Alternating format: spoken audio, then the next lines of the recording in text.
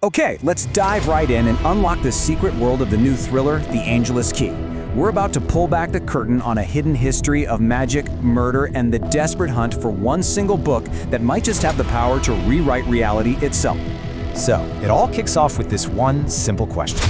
What if the most dangerous book in the world, a book that supposedly lets you talk to angels, was about to be sold to the highest bidder?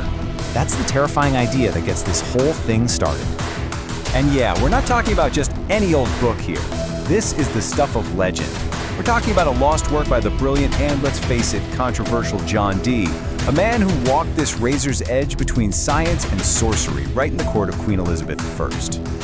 So, the rumor is, this artifact is basically a guide to something called theurgy, which is the practice of summoning divine beings. Dee believed this was the key to understanding the mind of God itself, and, well, its sudden appearance after centuries sends massive shockwaves through a very secret world. And get this, the Palatinate Library, it was a real place. It was one of the most important libraries of the entire Renaissance before it was plundered. So by grounding this fictional manuscript in a real historical disaster, the hunt for it feels terrifyingly plausible. You know, an object this powerful, it's not going to stay secret for long, right? Its reemergence immediately kicks off a shadow war between ancient factions that have been fighting over this kind of power for centuries. So you've got these two major players going at it over the manuscript. On one side, you have the Owls. Think of them as an ancient secret society, the guardians of this knowledge, who believe it's a sacred trust. And on the other side, you have the ruthless Corvante, a totally modern villain who sees divine power as just another weapon to get what he wants.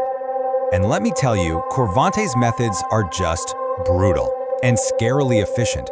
He uses these disposable pawns, like this guy Crippen, lures them in with money, and then just eliminates them when they're no longer useful. It shows you right away he will stop at absolutely nothing. And the whole thing just escalates with breathtaking speed. I mean, in just a matter of days, the search for this book explodes into an absolute storm of violence, pulling everyone deeper and deeper into a game where there are no rules. So you have to ask, right?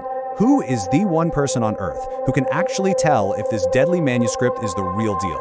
The one man that both sides are so desperately hunting for. All right, let's meet Dr. Stephen Dunlop. He's a world-renowned expert on figures like John Dee, which makes him the key to this whole thing. But, and here's the twist, he also has a secret.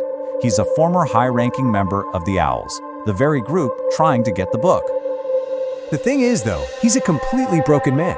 He's been haunted by the loss of his wife, and he's right on the verge of taking his own life when this ancient war literally lands right on his doorstep, dragging him back into a world he swore he was done with. So, it's really important to get this. Dunlop is not some hero looking for a fight. He's a man with absolutely nothing left to lose, forced to pick a side. And that, right there, is what makes him so unpredictable, and honestly, so dangerous to everyone involved. Okay, let's shift gears a bit and talk about the supernatural forces at play here. Because you know, this isn't your standard spy thriller. We're talking about real, tangible magic. The Owls themselves are, well, they're a fascinating bunch. You've got the wise but kind of technologically challenged leader, a theatrical ritual master, a perpetually grumpy seer, and the young, incredibly gifted intuitive Sofia. These are the guardians trying to keep this power out of the wrong hands. And this is the core of the magic in this world. It's not about, waving wands and shooting sparks. Theurgy is the high-stakes, incredibly dangerous practice of directly interacting with supernatural beings. You're not just manipulating energy, you are literally making contact.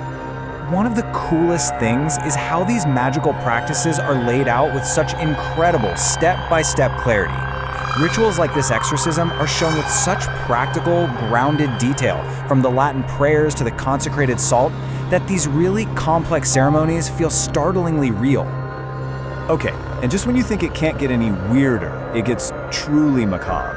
The manuscript doesn't just have a trick lock. No, it comes with its own gruesome security system, the perfectly preserved and maybe, just maybe, still active head of John Dee's original psychic partner. But here's the thing that really makes this world so compelling, so believable.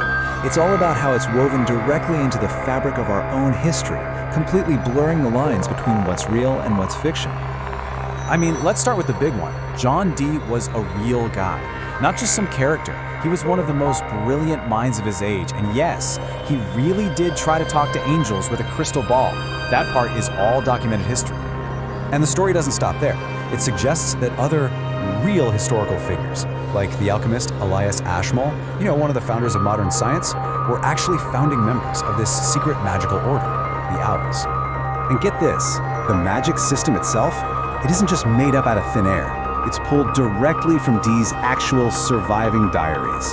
The Enochian language, the angelic alphabet, the rituals, all of it is based on his real-world work, which gives the magic this incredible sense of authenticity. And you see this all through the narrative, where these fictional magical events are just woven directly into real historical conflict. So you have spells tied to biblical events, secret societies interacting with the Inquisition, sorcerers influencing the French Revolution. It creates this seamless alternate history.